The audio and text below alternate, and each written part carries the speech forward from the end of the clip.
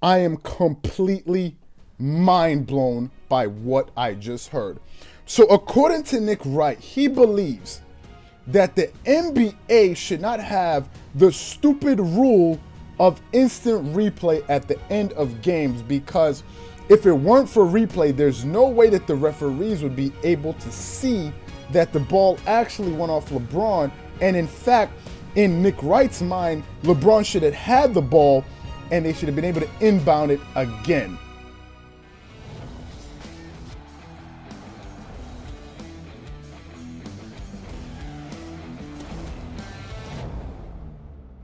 Hey, what's up, everybody? I want to welcome you guys to the conversation. So I'm just going to get right into it. I had no intention of doing a video today, but after I saw the analysis from Nick Wright on Fox Sports on First Things First on what happened between the Lakers and the Clippers, I got to ask the question, should Fox Sports really consider replacing Nick Wright for someone else to talk about basketball commentary? Now, that's what I want to get into this video. So all of you guys saw the game last night. We all know the buildup that it was leading up to the Lakers versus the Clippers. It was their second matchup. Since opening night, after the Clippers beat the Lakers in opening night and, Kawhi Leonard really just established himself in that first game, LeBron and AD were pretty much a no-show in the fourth quarter, and he did that without a Paul George. A lot of people, since then, because of the start that the Lakers got off to, have been saying, hey, that was just a fluke. That was a flash in the pan, and really the best duo in the NBA is, LeBron James and Anthony Davis, and he had been winning all these games. People like Shannon Sharp, because of such of a hot start that they had, were out there saying that, the Lakers could probably contend for having one of the greatest records of all time.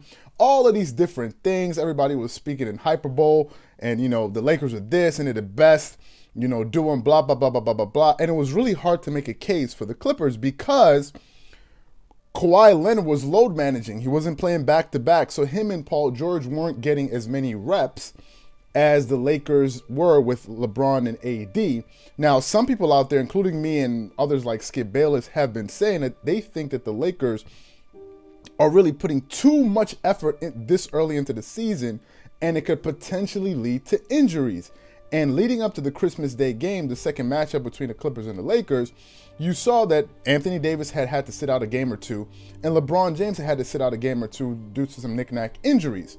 So there was this kind of thing happening in the backdrop, but nevertheless, they ended up playing, in spite of the fact that some reports are coming out that there could have been a possibility that they wouldn't play on Christmas Day, but nevertheless, it was the same situation with Pat Beverly. So fast forward to Christmas Day and what happened. So there was this big game.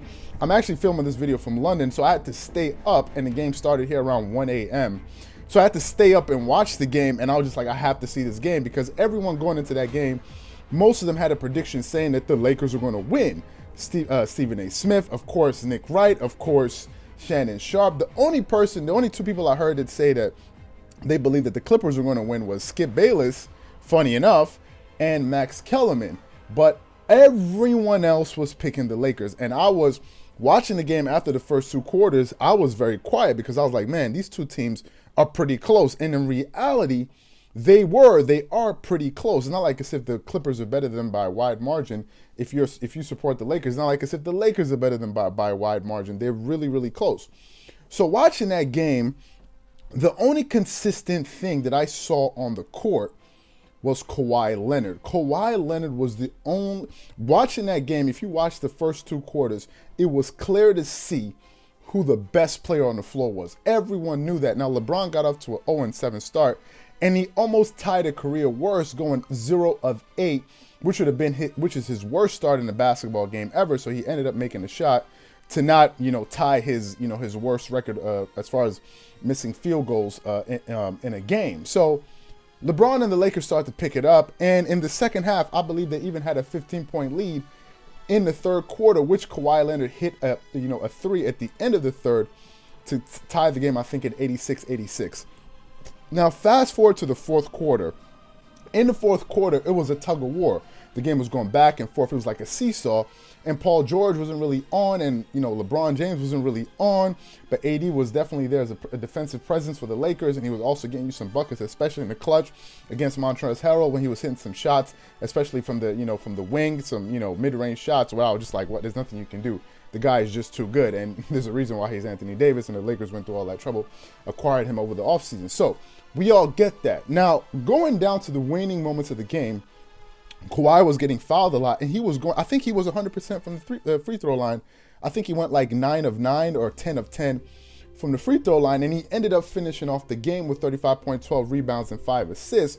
So he was sensational for the, from the floor. And if I look at his stats, he shot close to 60% from the field. He shot 100% from the free throw line. He gave you he hit 8 of 8 free throws, and he was sensational all throughout the game. And he shot 71% from the 3-point line, going 5 of 7, 71%. Now you juxtapose that performance with LeBron, who shot 16% from the 3-point line, 75% from the free throw line, and missed some critical free throws towards the end of the game. But he did get you 23 points, 9 rebounds, and 10 assists. So he was flirting with a triple-double, although I think that these numbers were pretty much, for the most part, meaningless, because when you needed him the most, he wasn't there. So yes, you can look at the stat line. If you didn't watch the game, you say, hey, he did pretty good. If you don't look at his field goal percentage, you don't look at his 3-point percentage. You're watching this game, you think, okay, he did well. But in reality, if you did watch the game, you knew that he was the literal GOAT of the game. Now, going down to the waning seconds, in the game, the Clippers were up 3 points, and they put Patrick Beverley on LeBron. I was watching this game, and I was saying to myself, this is the person that everyone says is the best player in the world. This is the best player in the world. And he goes out, and as he's going up for a 3, he gets stripped by Patrick Beverley, and the ball goes out of bounds on him. And once it goes out of bounds on him, they review the replay, and it turned out it was off of LeBron.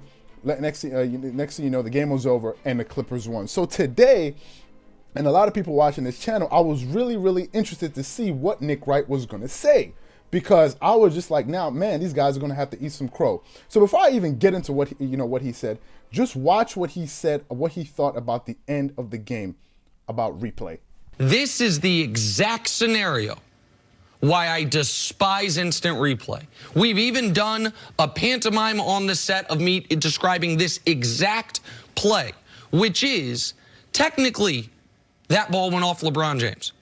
For 75 years of professional basketball and 125 years since Naismith invented the damn thing in Canada, or in Lawrence, Kansas, depending on who you believe, that is Lakers basketball. And through the advent of technology, the fact that this becomes Clippers basketball is not getting the call right and is not making the game better. And this is always Lakers ball. And what you will find out, and I've said this before, if you hold a basketball out in front of you and Broussard were to slap down on it, if we were to go frame by frame by frame, it almost assuredly goes off the bottom of my fingertips after it goes off you. Right. But for always, that's been called off the player that made the block, off the player that went for the steal. And changing that does not make the sport better. It is not why the Lakers lost. It is, but this is a pet issue of mine, because instant replay continues across sports. It, in an attempt to make things better, makes things far worse. I am completely mind blown by what I just heard. So according to Nick Wright, he believes that the NBA should not have the stupid rule of instant replay at the end of games, because if it weren't for replay, there's no way that the referees would be able to see that the ball actually went off LeBron. And in fact, in Nick Wright's mind, LeBron should have had the ball and they should have been able to inbound it again. After he made that comment, that's when I lost all of my you-know-what. I mean, it's at this point I begin to realize that this is a problem that Fox Sports has. When you have someone on TV that is so biased towards another athlete that he's willing to now forego the truth to start saying all kind of outlandish things. So his takeaway from that game is that they should ban replay. In the entire analysis of that segment, watching First Things First, at no point in that segment did he tip his hat to say Kawhi Leonard was clearly the best player on. I didn't even hear that. They even started off the show saying, we all know that LeBron did suffer a groin injury throughout the game. When I heard that, I was mind blown that these guys are willing to make an excuse for LeBron once again. Now, I understand that you like LeBron. I get it. There's nothing wrong with it. It's fine. The problem is though, is that you're now taking away credit from people that actually deserve it. The Clippers won that game. The Lakers lost the game. The Clippers played well. Kawhi Leonard was the best player on the floor. He damn near got you 40 points. But in the end of all of that, the only thing you could take away was that you think that they should get rid of replay, and in fact, it should be LeBron's ball. At the end of that, I was just like, there's no way I'm going to sit down and not say anything. Now, I had no intention of doing a video today. I just wanted to relax. If you see me, I was actually going out to go get some coffee. But then I saw this, I was just like, there's just no way. So before I go too long into this, what I want to know from you guys is, do you think that Fox Sports should really, really, really, really consider looking for another person to replace Nick Wright, at least when it comes to basketball? Because this guy is so partial. He's so biased that it's nauseating. Now someone like me who sat back and watched the game, I thought these guys were going to actually be humble and say, hey, listen, you know what? We were wrong. I made this prediction and it turned out to be wrong. Kawhi Leonard was the best player on the floor last night and blah, blah, blah, blah, blah, blah, blah. But it was none of that. He was even saying, oh, a lot of people are going to watch this game and have an overreaction and say that Theo like Kawhi is. Man, dude, did you watch the game? You're talking about something that didn't even happen. You're talking about what people are going to react to what they saw. Nobody's paying attention to what you're saying, Nick Wright. And in my eye, you lost all credibility in my eye when your argument is that they should get rid of replay. So I'm just going to go out and get my coffee. But what I want to know from you guys is, do you think that Fox Sports should really consider replacing Nick Wright after these outlandish statements that he made at the end of the game? Or do you think that I'm bugging out and I'm a Nick Wright hater? If you do, whatever you think, let me know what you think in the comment section below. If you really think so and you enjoy this video, make sure you hit the like button and subscribe to the channel, because we're trying to grow the channel to make sure that we get our voice out there to provide some balance, for God's sakes.